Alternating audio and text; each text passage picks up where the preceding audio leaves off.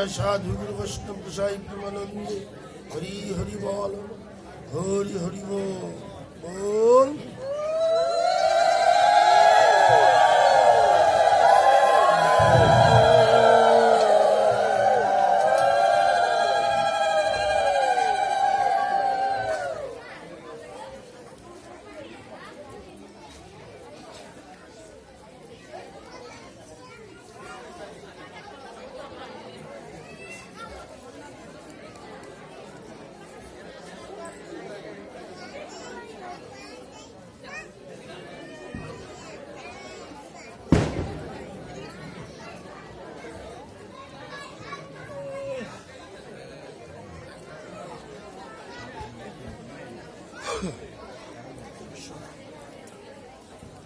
বৃন্দাবই তুলসী দেবাও ওই কেশব সচ কৃষ্ণ ভক্তি প্রদায়িনী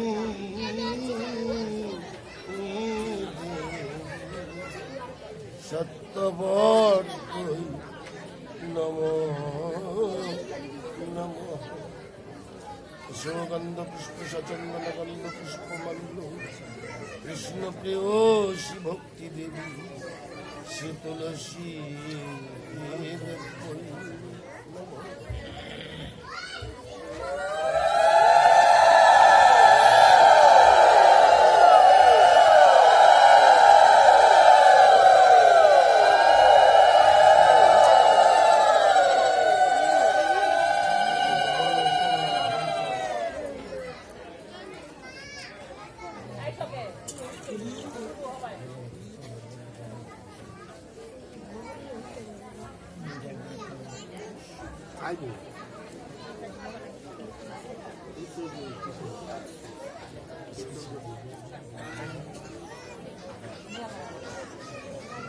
যাও তোমরা নেমে পড়ো।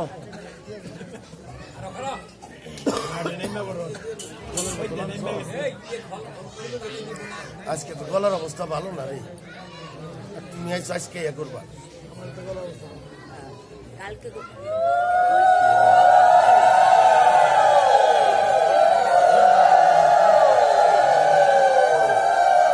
আজকে অমর সানের গলা আমার গলা একটু ঠান্ডা লেগে গেছে বেকারটা।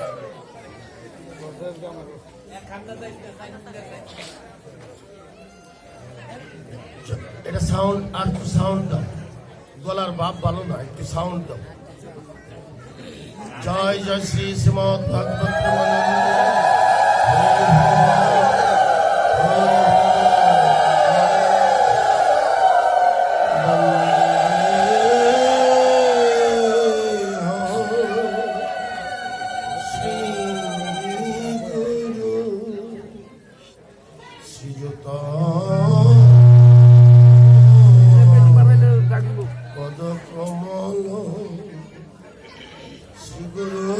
বৈষ্ণব অংষ্ট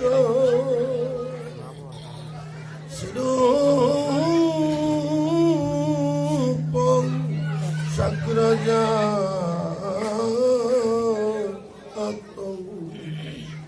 সহগণ রঘুনা তন্নিত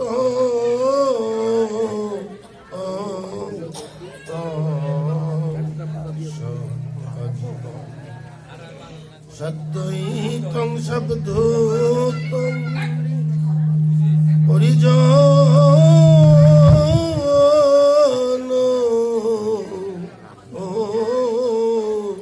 সহিত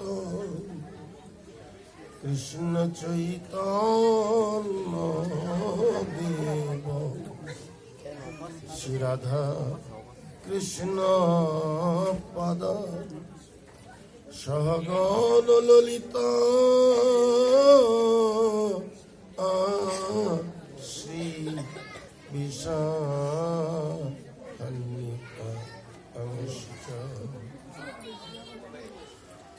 গুরুর ব্রহ্মা গুরুর বিষ্ণু গুরুর্দেব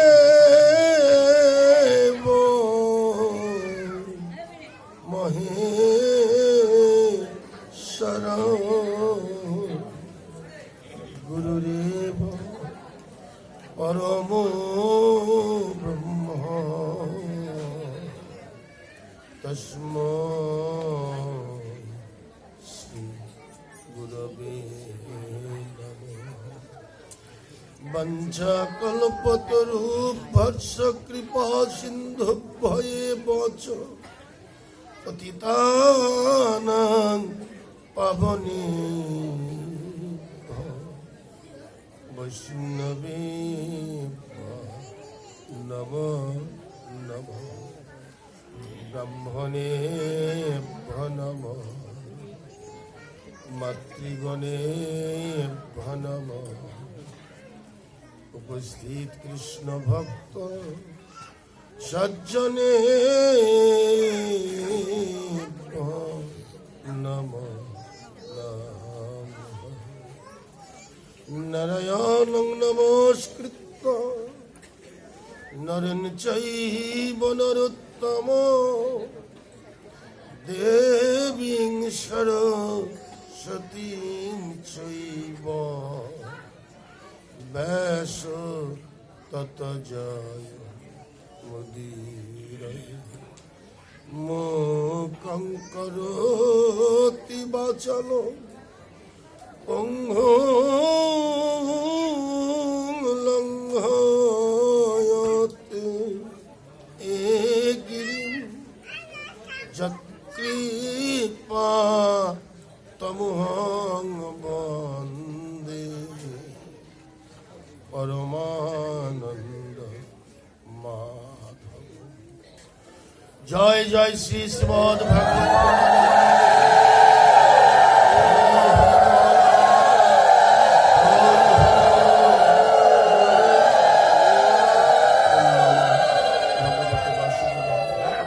শ্রীমদ্ ভাগবত দশম স্কন্ধ 37 অধ্যায় 34 শ্লোক। শ্রী শুকবাচ অনুগ্রহায় ভূতল মনুষিং তনুমাশ্রিত ভজতি তদ্রিশিরা যঃ শ্রোতা তৎপর ভব। উপস্থিত সহৃদয় কৃষ্ণ ভক্ত আমার মায়েরা, দূর দূরান্ত থেকে দুটি কৃষ্ণ কথা শ্রবণ করবার বুক ভরা আরতি নিয়ে, হৃদয় ভরা লালসা নিয়ে, মন ভরা বাসনা নিয়ে আজ এই নববৃন্দাবনে ভাগবতী সমাপনী রজনীতে সমবেত ভক্ত সমাজ। আমি রতন গোস্বামী ভাগবত জগতে সর্বকনিষ্ঠ। এই জগতে যত ভাগবত পাঠক আছেন, যত সাধুগুরু বৈষ্ণব সজ্জন আছেন, আমি তাদের শ্রীচরণের ধূলিকণার যোগ্য নই।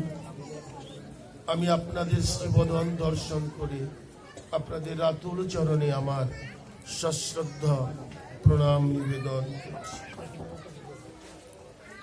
কৃষ্ণ কথা, মধুর কথা, ভগবানের কথা, ভক্তের কথা, ভক্তির কথা, প্রাণের কথা, ত্রাণের কথা, প্রাণে কর্তার কথা, উদ্ধার কর্তার কথা। হেলায় শ্রদ্ধায় যে যেভাবে শ্রবণ করে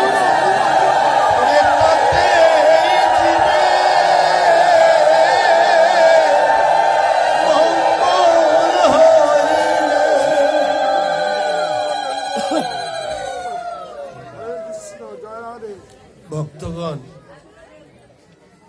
কোটি জন্মের পুণ্যের ফলে গৃহে ভাগবত আসিয়া মিলে। কোটি জন্মের পুণ্যের ফলে সাধুগুরু বৈষ্ণবের সঙ্গ মিলে। আর পরম সৌভাগ্য যদি হয়, সেই সঙ্গ হয় হরিবাসরে। আজকে এমনই একটি দিন, অতীব চমৎকার, বছরের শ্রেষ্ঠ দিন। যত পূজা আদি পার্বণ ব্রত যা কিছু আছে সনাতন ধর্মে, তন্মধ্যে সর্বযুগে সর্বশ্রেষ্ঠ সার ব্রত হলো একাদশী ব্রত। আর এই একাদশীর মধ্যে 26টা একাদশী বছরে, তার মধ্যে সর্বশ্রেষ্ঠ হলো আজকের জয়া একাদশী, যা ভৈমী একাদশী। আজকের দিনে ভগবান শ্রীহরি চরণ রেখেছেন এই মাটির উপরে। মহাজনের বাণী শয়ন উত্থান আরো পার্শ্ব মুরা, তার মধ্যে ভূমা ছুরা, দুই ছাওয়ালের জন্মতিথি, অষ্টমী নবমী তিথি, পাগলার 14 পাগলির 8, এই নিয়েই জীবন কাট। এও যদি না পারিস ভগার খাদে ডুবে মরিস। মহাজন কি বললেন কথাটা? এদিকটা একটু কোলাহল হচ্ছে। মহাজন কি বললেন? শয়ন উত্থান আরো পার্শ্ব মুরা, অর্থাৎ একাদশীর জগতে 4টি বৃহৎ একাদশী: শয়ন, উত্থান, পার্শ্ব, ভৈমী। শয়ন, উত্থান, পার্শ্ব চলে গেছে। শয়ন, ভগবান যখন অনন্ত শয্যায় শায়িত থাকে, ওই সময়ে যে একাদশী ব্রত পড়ে তাকে বলা হয় স্বয়ং একাদশী। ভগবান শয়নে গিয়েছে। পার্শ্ব, তিনি পাশ ফিরে, এক পাশ হয়ে শুনতো, আরেক পাশ হন, ওটাকে বলা হয় পার্শ্ব একাদশী। আরেকটা হলো উত্থান, মানে স্বয়ং থেকে ভগবান উঠে বসলেন, ওটাকে বলা হয় উত্থান একাদশী। আর যখন তিনি স্বয়ং থেকে উঠে মাটিতে চরণ রাখেন, ওটাকেই বলে ভৈমী একাদশী। এবার সারা বছরে যারা করেছে তাদেরকে ভগবানের কৃপা শক্তি দানের দিন হলো আজকে। অর্থাৎ জানবেন, অনেকে বলে গুরুদেব বা গুসাই বা দাদা কাকা বাবা কিভাবে করব? আজকের একাদশী নাকি নিলঙ্গ, কিচ্ছু খাওয়া যাবে না, কিচ্ছু করা যাবে না। যাবে না করা, এটাও সত্য। করা যাবে, এটাও সত্য। খাওয়া যাবে না, এটাও যেমন সত্য, খাওয়া যাবে, এটাও সত্য। তো বলবেন 2 রকমের তত্ত্ব কেন? একটা জিনিস জেনে রাখবেন, যেমন যারা সরকারি চাকুরি করে, প্রত্যেক অফিসেই তো বস থাকে না, মানে উপরস্থ কর্মকর্তা যারা, তাদেরকে তো বস বলে। এই বসের অধীনে কাজ করতে হয়। ওই অফিসের একজন বস সবকিছু তদারকি করে, কার ডিউটি কেমন, কে কাজ ঠিক মতো করছে, কে কাজ ফাঁকি দিচ্ছে, এই সব তার নখদর্পণ। বছর শেষে যখন ঈদের বোনাস, পূজার বোনাস, এগুলো গভর্নমেন্ট থেকে ঘোষিত হয়, এগুলো তারাই আগে পায় যারা নিয়মিত ডিউটি করেছে, যাদের কাজে কোনো ফাঁকি নাই, তাদেরকেই বোনাসটা আগে দেয়া হয়। অর্থাৎ সদরঘাট লঞ্চ টার্মিনালে যে আগে গিয়ে আছে, এখনো আমি সদরঘাট যাইনি, আছি শ্রীনগর, তো আমি ওই রানিং লঞ্চ কি করে পাবো? বরিশালের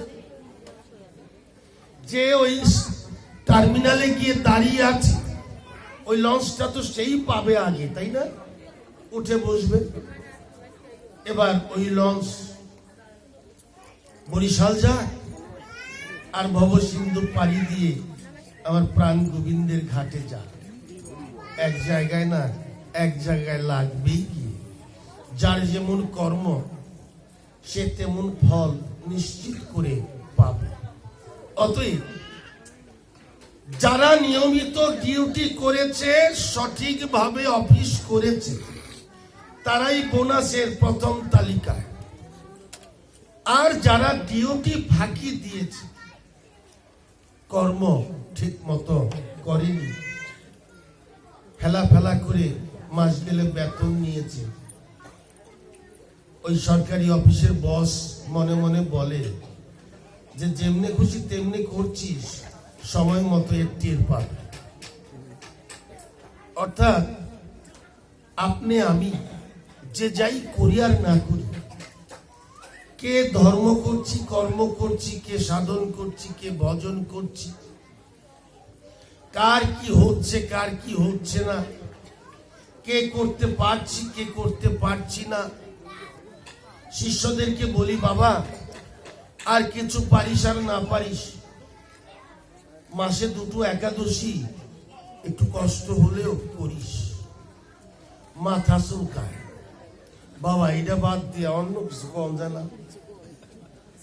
অর্থাৎ জ্বালা ধরে গেল, একাদশী করতে বললে জ্বালা ধরে যায়। কেমন জ্বালা জানেন? সাংঘাতিক জ্বালা। সব করণ যাব, না খাইয়া কিচ্ছুই করণ যাব না। তোরে না খাইয়া থাকবার কইল কি?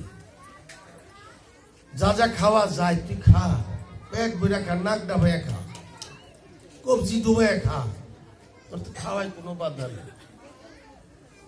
ওই যে বলে সারাদিন নিলঙ্গ খাওয়ান যাইব না, যাইব না। এগুলি কাদের জন্য? যারা ফাঁকি দিছে তাদের জন্য। সারা বছরে করবা না, আজকে বলবি একাদশী এইটা করুন, বছরে 4টা করুন, শয়ন উত্থান, পার্শ্ব আর বইমি, 8টি করুন না। তাদের জন্য তো একটু কষ্ট করতেই হবে। যারা সনবাড়ি যায় বৈশা রয়েছে, বাস তো তারাই আগে বেরবে, আর যারা এখান থেকে যাইবো তারপরে গাড়ি ধরবে, ওই বাস কতক্ষণ তাদের জন্য দাঁড়িয়ে থাকবে? তো যে যা করবে সে তো তাই পাবে। সারা বছর করলাম না, ভাব বুঝে 4টি করলাম। তো মহাজনও দেখুন এই কথাটাই বললেন, মহাজনও এই কথাটাই বললেন, শোনো হে জীব, নিরাশ হইও না। আইন আছে, আইন থেকে বাঁচার ফাঁক ফুকুরও আছে। যাত্রায় উকিলের পাল্লায় পড়লেন, ফাঁসির আসামি জামিন হয়ে যায়, হয় না? এইরকম যদি সঠিকভাবে গুরুর চরণ আশ্রিত হওয়া যায়, মহা বিপদ থেকে ভগবান তাকে রক্ষা করেন ওই গুরু কৃপায়। তবে শ্রী গুরুর চরণে আরতি থাকতে হবে, ভক্তি থাকতে হবে, সাধুগুরু বৈষ্ণবের চরণে রতি থাকতে হবে, মতি থাকতে হবে, গতি থাকতে হবে। অতএব সবকিছু থেকেই মুক্তি পাওয়া যাবে। কারণ এই কলিযুগে মহাপ্রভু কলির জীবকে বলেছেন, যে ও কলির জীব, তোমরা তো ক্ষুধা তৃষ্ণায় কাতর, তোমাদের দ্বারা তো কঠিন ভজন হবে না। ঠিক আছে, তোমাদের জন্য আমি সুযোগ দিয়ে যাচ্ছি। নামের রুচি জীবে দয়া, বৈষ্ণব সেবন, ইহা ভিন্ন ধর্ম আর নাহি সনাতন। নাম করো, সাধু সঙ্গ করো, ভক্তের বাজারে এসে ভক্ত সঙ্গে প্রেমানন্দে হা কৃষ্ণ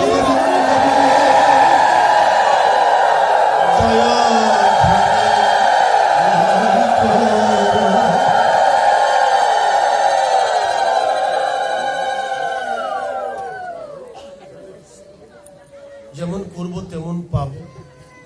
অতএব মহাজনের বাণী অক্ষরে অক্ষরে সত্য। আমরা বিশ্বাস করতে চাই না, কিন্তু একটা সময় আসে বিশ্বাস না করে আর উপায় নাই। রক্তের গরম, তারণ্যের উচ্ছ্বাসতা বিভিন্নভাবে আমাদেরকে বিপদগামী করে। তো যখন রক্ত দুর্বল হয়ে যায়, দেহের শক্তি কমে যায়, তখন মনে হয় যে না, দেল ভূঘরি সবাই ভাগবত হচ্ছে, যাই গিয়ে দুটো কথা শুনি। যদি ভালো লাগে বসে শুনবো, আর ভালো না লাগলে ওখান থেকেই। এই জন্য এক শ্রেণীর ভক্তরা ওদিকে দাঁড়িয়ে থাকে, এদিকে ওদিকে দাঁড়িয়ে থাকে, বসার জায়গা থাকলেও দাঁড়িয়ে থাকে। যদি ভালো লাগে তবে বসবো, তা না হলে ওখান থেকেই। কারণ এখানে বসে উঠলে দেখতে ভালো দেখা যায় না, তাই ওখান থেকে যেন আস্তে করে কেটে পড়তে পারি।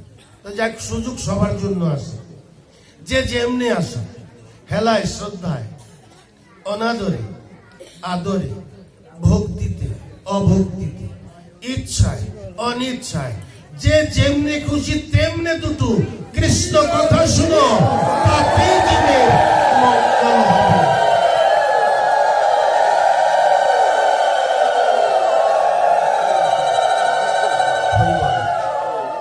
করুণার মূর্তি শ্রীমন মহাপ্রভু, তিনি জগৎজীবকে শিক্ষা দিয়েছেন, নিজে আচরণ করে সবাইকে বুঝিয়েছেন, আমি করলাম তোমরাও এভাবে করো। কারণ সংসারের পিতা যদি, মাতা যদি ধর্মপরায়ণ থাকে, প্রতিদিন যদি তারা ধর্মের কাজ করে, ওই ছেলে মেয়েরা একটু হলেও তো দেখে, দেখে দেখে এক সময়ে ওরাও অভ্যস্ত হয়ে যায়। আর যদি দেখে ওরা যে সকাল থেকে শুরু হয় বাবা আর মায়ের ঝগড়া, ওরাও ছোটবেলা থেকে ট্রেনিং নিয়ে আরেকজনের ঘরে গিয়ে শুরু করে দেবে। কারণ ট্রেনিং তো নেওয়া, ভালো ট্রেনিং আর মন্দ ট্রেনিং। এই জন্য সকলের প্রতি অনুরোধ, সন্তানরা আগামী দিনের ভবিষ্যৎ, আপনার দিন আমার দিন তো কেটেই গেল, ওদেরকে যেন আমরা সুন্দরভাবে সাজাতে পারি, গোছাতে পারি, সেইভাবে ওদেরকে মানুষ করার চেষ্টা করুন।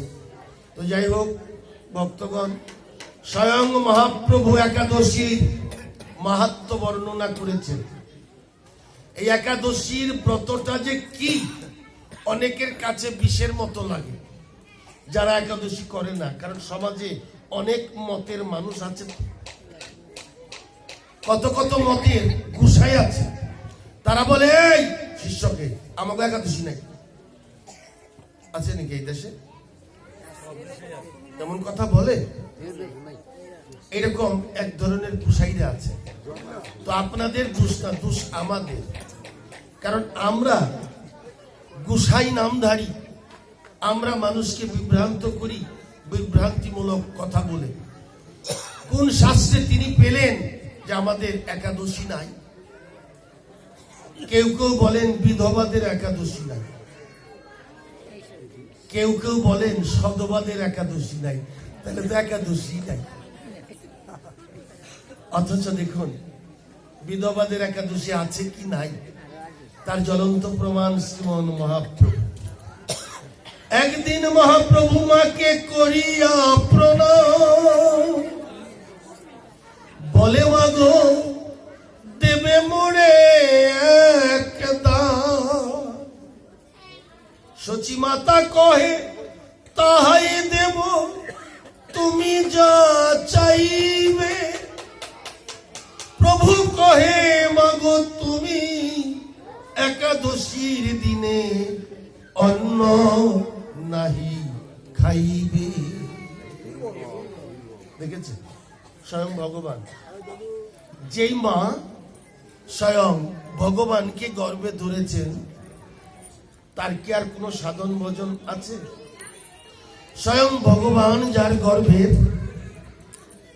তার কাছে তো 33 কোটি দেবতাও অবনত মস্তক।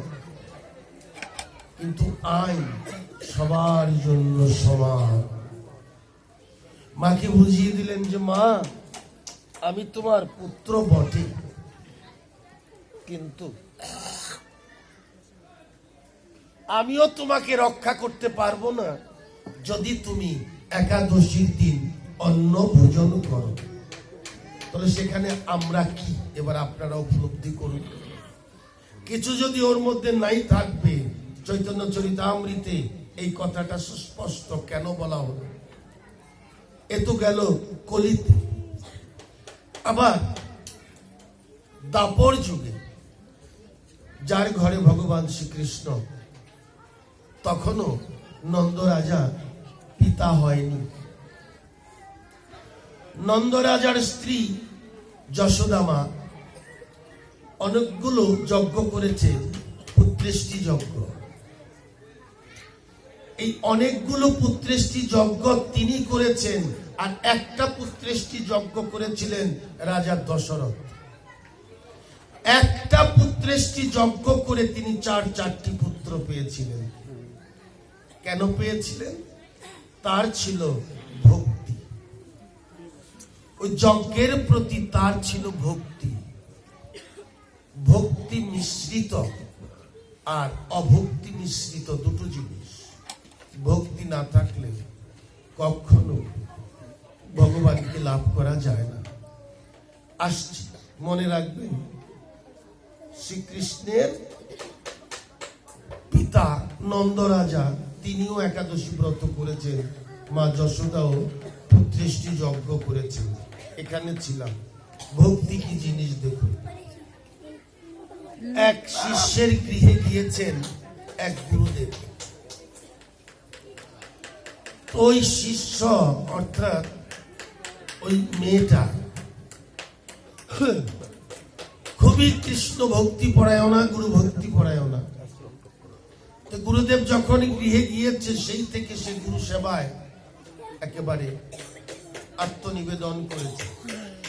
কিন্তু ভীষণ দুষ্টু একটা ছেলে তার, এত দুষ্টু যে ওর জন্য গুরুদেবের সেবার বস্তু সে তৈরি করতে পারছে না। যদিও তৈরি করে রাখছে, কেন ওখান থেকে একটা নিয়ে চলে গেল। আছে না এরকম দুষ্টু ছেলে পেলে? অস্ত্রের ঝনঝনানিতে, অর্থাৎ যেমন অস্ত্রের ঝনঝনানিতে জন্ম নিয়েছিলেন একটা মাংসপিণ্ড গান্ধারী মায়ের পেটের থেকে। ওই কুশ দিয়ে, এই যে শিবকুশের কুশ আছে না, ওটার মাথা দিয়ে পেট কেটে ফেলেছিলেন। ঈর্ষাপরায়ণ হয়ে, রাগ হয়ে কুন্তির ছেলে হয়ে গেল যুধিষ্ঠির, হয়ে গেল বড় ছেলে। আমার পেটে ভগবান কি দিল, 100 পুত্র হবে আমার, অথচ এখনো হয় না কেন? তাহলে আমার ছেলে কি করে রাজা হবে? বংশের নিয়ম, বড় যে সেই তো রাজা হয়। তাহলে আমার সন্তান রাজা কি করে হবে?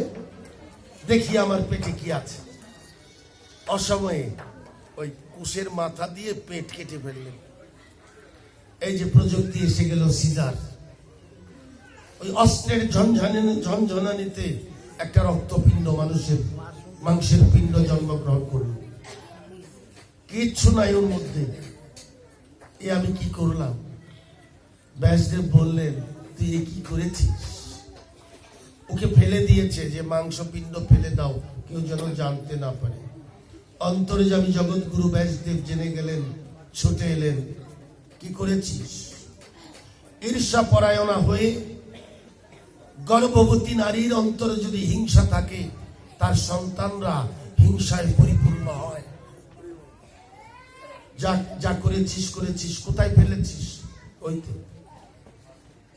যাকে হোক কাউকে দিয়ে আনালো, আনিয়ে টুকরো টুকরো টুকরো টুকরো করে, যতই টুকরো করে একটু বেশি হয়, অর্থাৎ 100 টুকরোর পরেও একটু থেকে যায়। কেন থেকে যায় জানেন? ওই গান্ধারী মায়ের মনের মধ্যে একটু বাসনা ছিল, 100 পুত্র হবে, একটা কন্যা হবে না, তা কি হয়? অন্তর্যামী